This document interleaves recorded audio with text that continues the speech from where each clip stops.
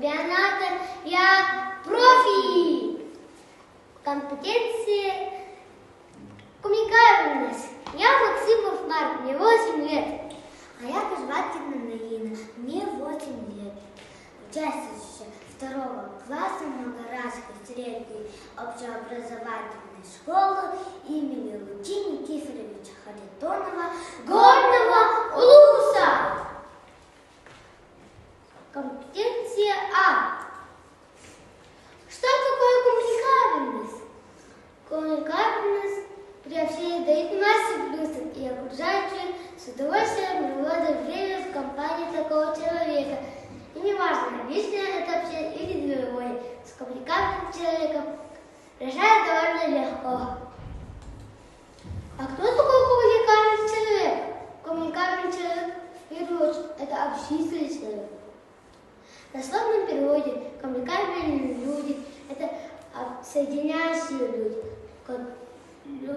Люди, которые всегда могут поддержать разговор на заданную тему и повернуть беседу в нужном направлении.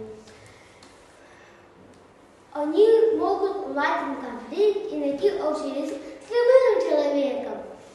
Это внимательные и ответственные люди, которые располагают к себе и вызывают доверие окружающих.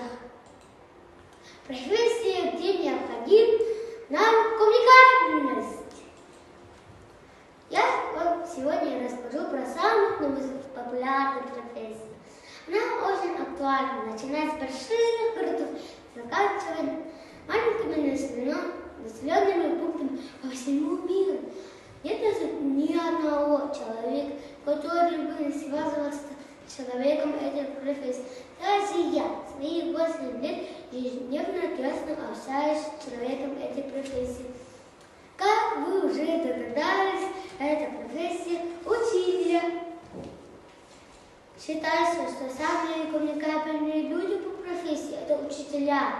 Учителю требуется устанавливать и поддерживать контакты с совершенно разными учениками, разбираться в них и их особенностях характера поведения. То есть он обязан не только учить, но и товарищ.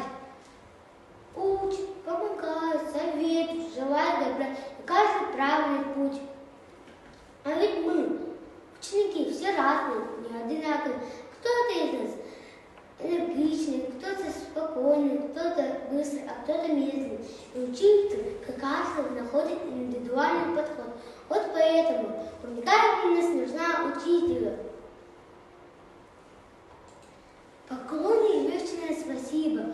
Учитель во все века найдет он путь к ума детишек и скажет нужные слова. Слова, что станут гимном нашим, скажет верный путь почти. Услышать, главное услышать слова учителя к тебе. Спасибо.